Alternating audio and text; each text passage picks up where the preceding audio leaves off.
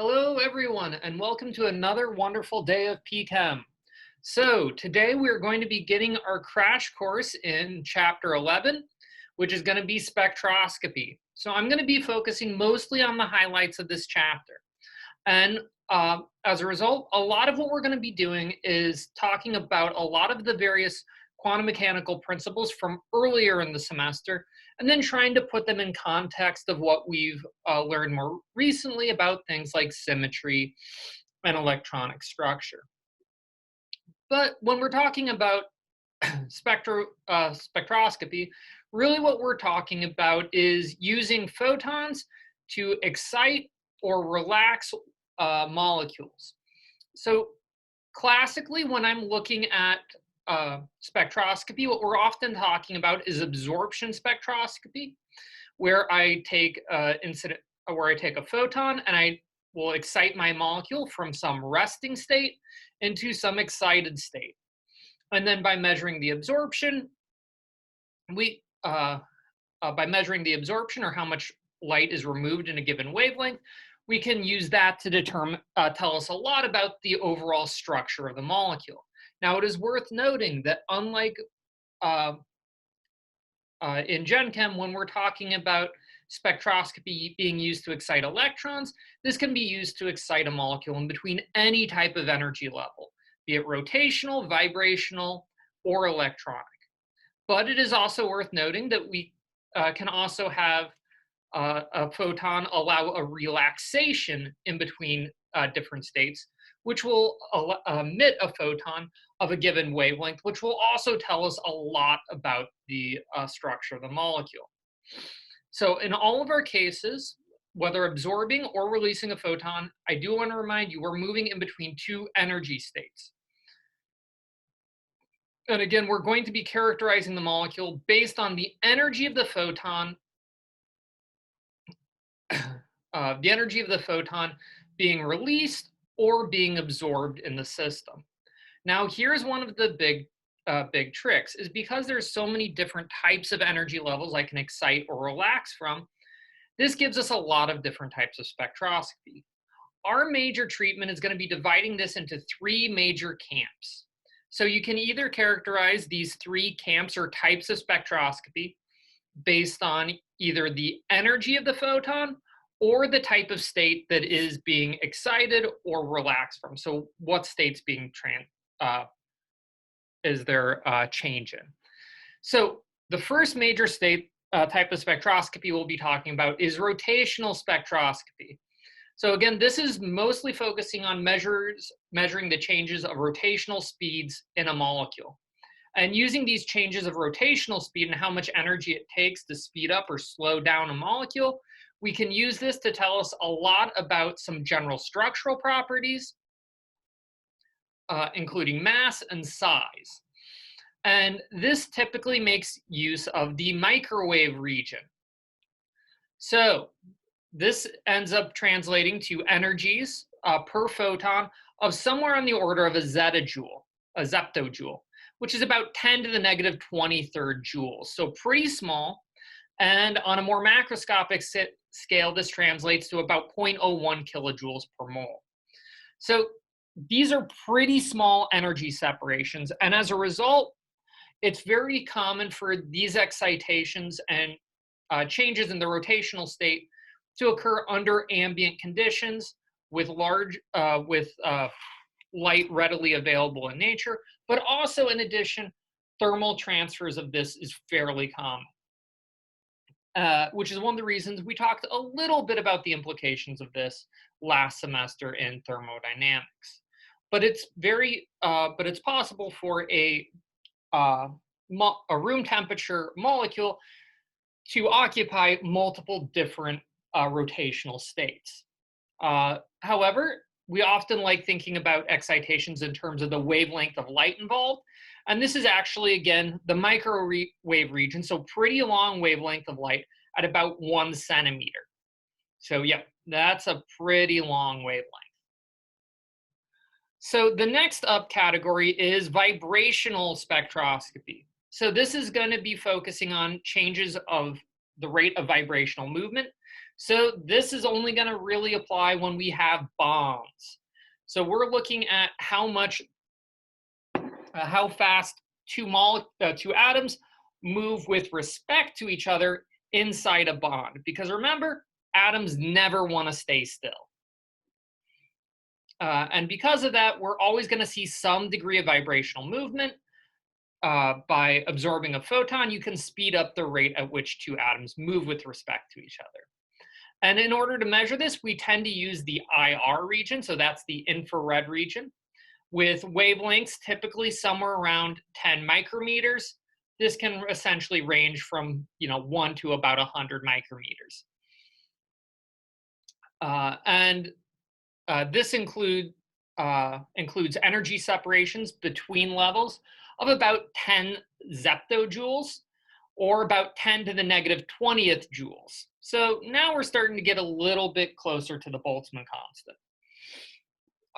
But we can also scale this up to macroscopic levels, where the vibrational levels are separated by about 10 kilojoules per mole. So this is actually starting to become pretty respectable energy differences. So where a room temperature molecule may be able to occupy multiple different rotational states, they're usually only occupying one, maybe two vibrational states. Then, of course, we have electronic spectroscopy. So this is where we spent a lot more time recently talking about. And as such, I'm going to be touching on this very tangentially this week. And electronic spectroscopy, of course, focuses on the excitation of an electron between orbitals, whether it's atomic orbitals or molecular orbitals. And in order to look at electronic states, we tend to make more use of the UV and visible region. And so this ends up being somewhere on the order of 100 nanometers. In practice, this can go anywhere down to about 10 nanometers if I'm exciting core electrons, all the way up to 1,000 nanometers if I have fairly long conjugated chains. However, in terms of energy separations, these energy levels are separated by about 1 attojoule, or about 10 to the negative 18th joules per molecule. But again, from a macroscopic level, this is now on the order of about 1,000 kilojoules per mole. So these are very large energy separations. So almost all molecules are going to only be found in their ground state unless we have fairly significant deviations. And again, in practice, this can go anywhere from down to 100 kilojoules all the way up to potentially several thousand.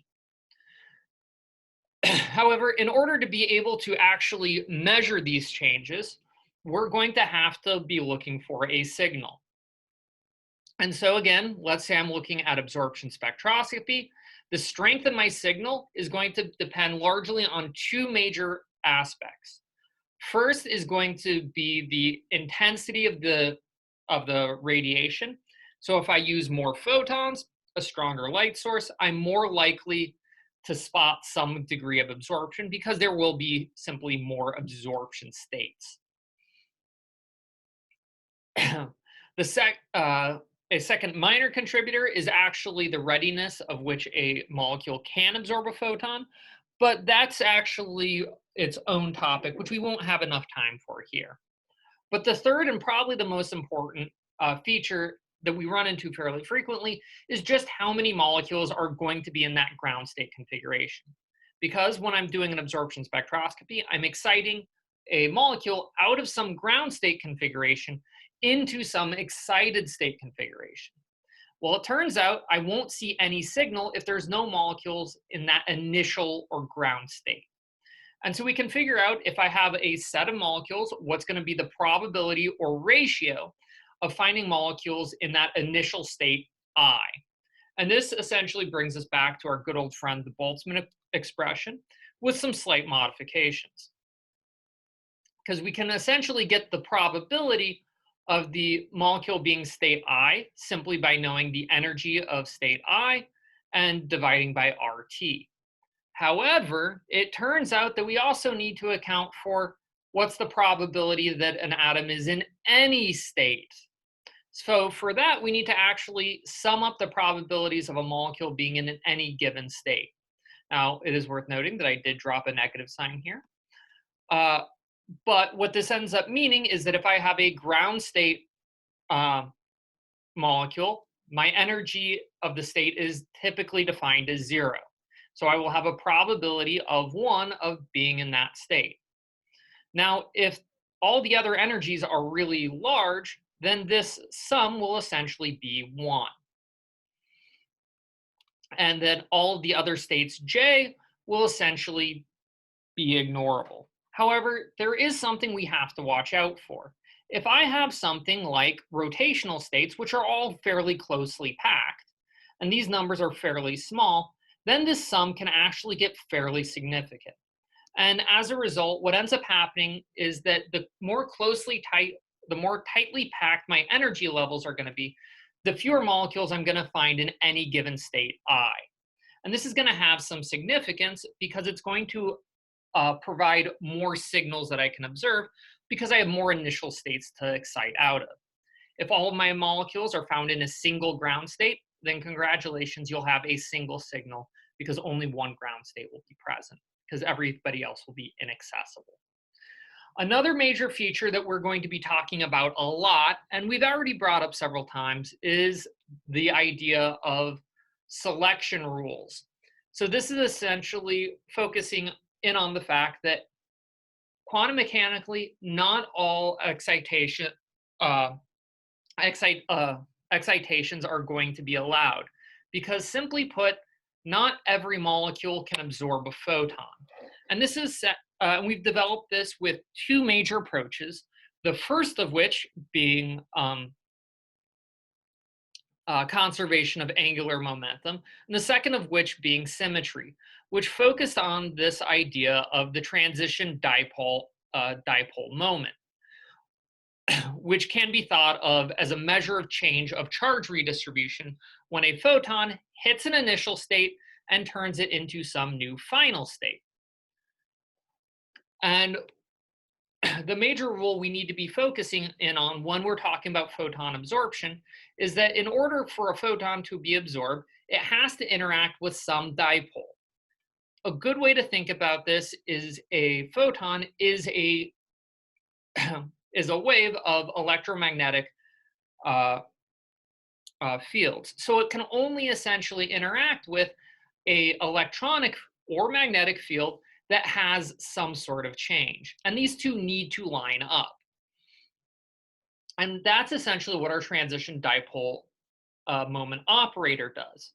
Because the way our integrals work, what we're looking at is that the transition dipole moment operator times our initial state have to have some overlap, so some non-orthogonality with our final state. So if I have a purely spherical initial state and I absorb a photon, it's going to essentially polarize the charge in the molecule. If the ending state doesn't have a polarized charge that I can get to using a photon, then any transition in between my initial and final state will be forbidden. And again, a good way to be thinking about this is that our transitions are only going to be allowed if the final state corresponds to some charge redistribution that's allowed by a photon. Just because charge is redistributed doesn't always mean that that an excitation is allowed, but it is indeed a precondition. So some examples of this are going to be things like for rotational spectra. So it turns out that if I am looking at the rotation of a molecule, I can only end up absorbing a photon if the molecule itself is already polar, because I'm not going to be moving around any electrons. All I'm going to be doing is changing the rate of the spin. So the only way the charge can redistribute, or essentially give me a dipole, is going to be if a dipole already existed and I'm either and I'm moving it around by either speeding it up or slowing it down. So this is going to be an idea that we'll focus on a little bit next time as we start talking about rotational spectroscopy. Till then, take care and stay healthy.